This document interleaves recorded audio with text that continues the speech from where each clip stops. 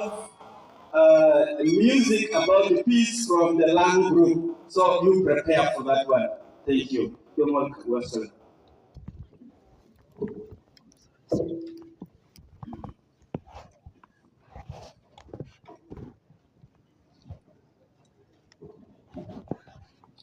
Your Grace, the Archbishop of Gulu Archdiocese,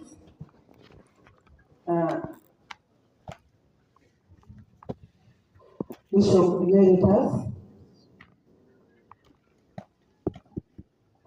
Right Reverend John Baptist Odama, our host Bishop, the Bishop of Aurora Diocese, Bishop Sabino Odoke,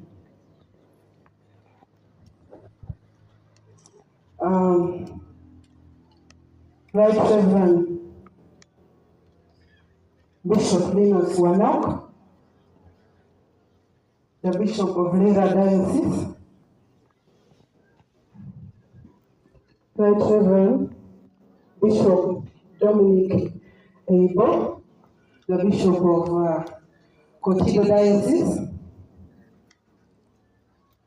the Honorable Mao, Minister of Justice and Constitutional Affairs, the Honorable Ayume, the Member of Parliament of Koboko Municipality, all the priests present, Reverend sisters and brothers, catechists, the laity, cultural leaders available, all the Christians at large. I greet everybody in Jesus' name. My name is Akelo Judith Franca. I didn't expect to give a speech, my Lord, Your Grace, but now that I am given space to say something, I do appreciate this chance, but most of all, Your Grace, I am most pleased to be part of this peace prayer.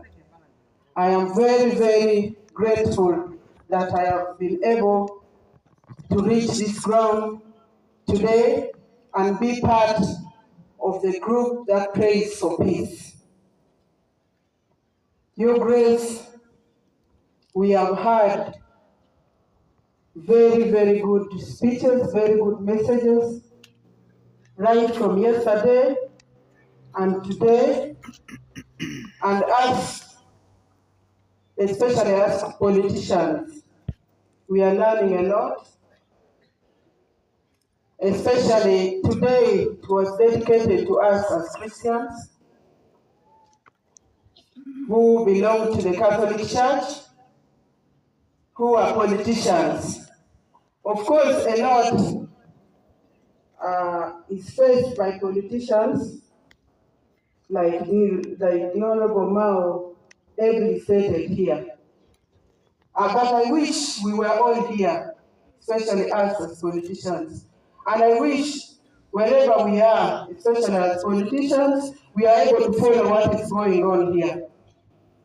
Because some of us are moved by the word that is preached, that is taught, that is said, and this enriches us. Of course, from here we shall not go back the same, as Christians and as politicians.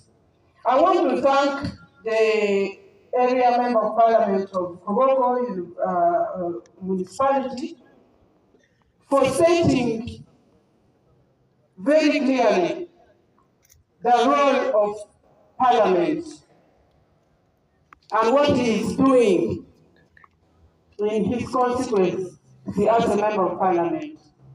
And I want to thank the Honorable Mao very, very much for very ably explaining the role of the state.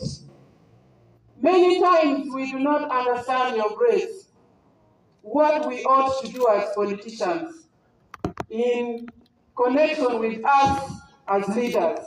That is why in most times we fail.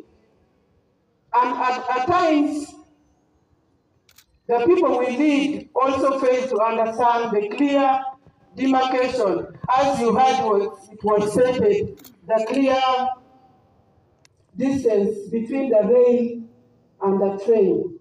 And that's why most of the times, even the voters get confused, and us who are voted also get confused. And we end up meandering. At the end of the day, we have not achieved what we are supposed to do. So I wanted to remind, especially the Honorable Ayume, who is a voted sitting member of Parliament, that I know we are going to the year of election, but in case you are voted back, it is important that as leaders, we help our voters to benefit from what the state has got to do. To benefit in terms of you connecting the voice of the voters and representing the challenges that the state, has to address in relation to the programs that come down. For instance, I want to say that you made mention here a line of programs that the state introduced to support the communities in its role as a state. For example, you talked about PDM, you talked about the GROW project, you talked about the yoga, and many others, of course a list of them. I was a member of Parliament for some good number of years. I also experienced what you are going through. But at least I think I tried my best to explain to my voters to understand what role the government has got to play and what role the community has to play. But most of all, as politicians, we are the ones to stand in the bridge between the people and the government.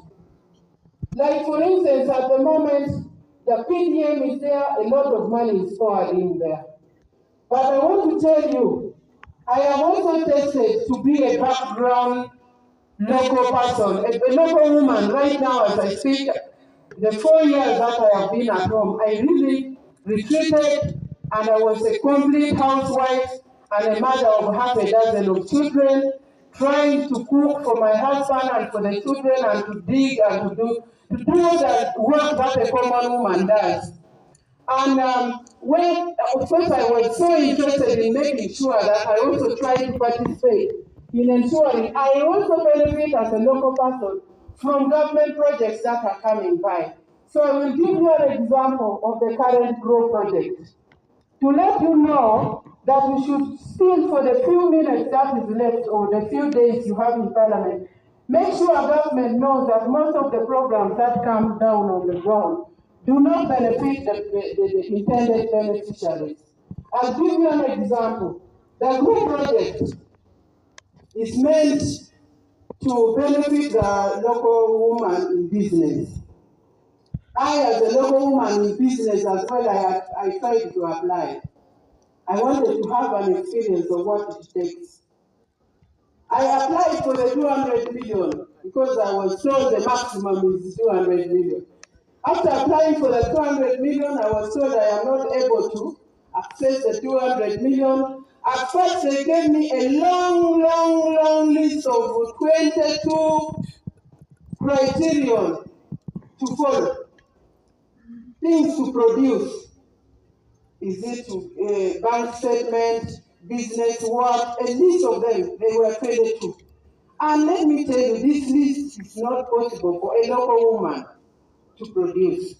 So in actual sense, the local woman to whom this project is intended is not going to benefit if, as long as this GROW project stands in the conditions which is stated in the what? In the procedures to be followed. So at the end of the day, the money comes in the name of the local woman. At the end of the day, they will not get it. So I want us to talk to government, make sure we have a program for the local woman. First of all, women in our culture, I don't know in West Side, but in Australia, land does not belong to the woman. Even if I bought it myself, but if I'm married, the land belongs to the man. So I am asked to produce a land title in order to access this GROW project. That is one of the criteria. And women do not own land. I don't know whether in West Nile, do you own land? You don't own land. So that is one of the criteria. I want to request that as politicians we live to the word that when we are campaigning, we have to walk the talk and make sure when we are voted in, we support the interests of the people to the dot. Lastly, the Archbishop has just concluded a visit in my, a pastoral visit in my parish in Agago district. And one of the messages that cut across his message was that most of the time, politicians talk a lot of lies when they come to look for votes. And so, because our lives are very sweet and they run very fast, voters, you know, when you have a list of sweet things on the menu, at the end of the day, the voters will choose the sweet words and end up voting us. At the end of the day, you know, there are some people, after serving 4 or 5 years, even on the list of the promises they made to the voters, they have not yet achieved the first 4. They may be having 24, but they have not achieved by the 4th year. They haven't achieved the first 4. So I want to stand by the church and thank the Archbishop, plus all the bishops in our archdiocese, that please stand strong and continue not to get tired of us. Talk to us, bring us back to line in case we are getting away or we are getting astray. And as women of Northern Uganda, we support the state, we support the church. We are very, very committed to the church and the state. So we want to get leaders that support us and that stand and follow the word to the God. I want to thank everybody who has made it here. I pray that God will make us finish the program very well and take us back to our different destinations very safely. I say this for God and my country.